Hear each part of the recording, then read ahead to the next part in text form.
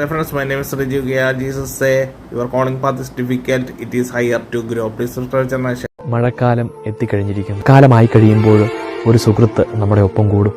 അത് മറ്റാരുമല്ല, കുടയാണ്. ഒരു മഴയിൽ ഒരു കുട നമുക്ക് എത്രമാത്രം ആശ്രയമാണ്.